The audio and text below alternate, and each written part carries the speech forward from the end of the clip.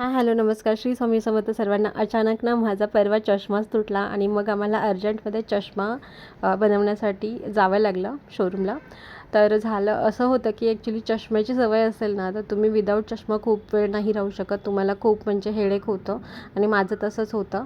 तर मला चष्मा अर्जंटमध्ये बनवायचा होता आणि मग आम्ही टायटनच्या शोरूमला गेलो. आमच्या जवळच आहे ते शोरूम. मग त्यांनी पहिल्यांदा माझे डोळे चेक केले. तर खूप वर्ष झाली ना, चष्माच्या नंबरमध्ये काहीच डिफरन्स झाला नाही. म्हणजे ना कमी झाला आहे ना तो वाढला आहे.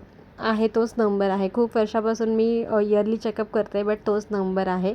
त्याच्यानंतर मग मी फ्रेम चेक केल्या की कोणती घ्यावी. ह्यावेळेस थोडासा चेंज केला आहे मी फ्रेममध्ये. नेहमी मी रिमलेसच फ्रेम वापरते, तर यावेळेस चेंज म्हणून मी थोडी वेगळी घेतले. तर कोणती घेतली फ्रेम ना, हे तुम्हाला मी नक्की दाखवेल नंतर, नेक्स्ट व्लॉगमध्ये नक्की दाखवेल. त्याच्यानंतर मुलींसाठी गॉगल चेक करत होतो. तर इथे बघू शकता तुम्ही, गॉगल घेऊन हातात किती मस्ती करतायत.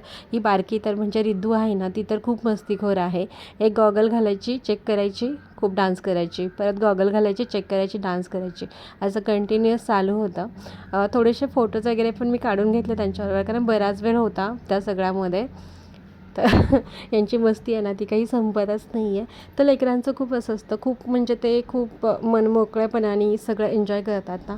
आणि मला असं वाटतं की आपल्याला पण ना असंच बिनधास्त मनमोकळेपणाने बिनधास्त एन्जॉय करता यायला पाहिजे. तुम्हाला काय वाटतं मला कमेंट करून नक्की सांगा. बाय.